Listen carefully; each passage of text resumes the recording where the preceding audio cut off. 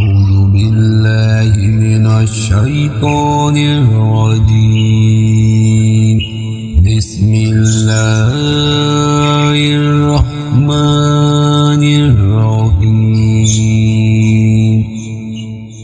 أفمن يعلم أنما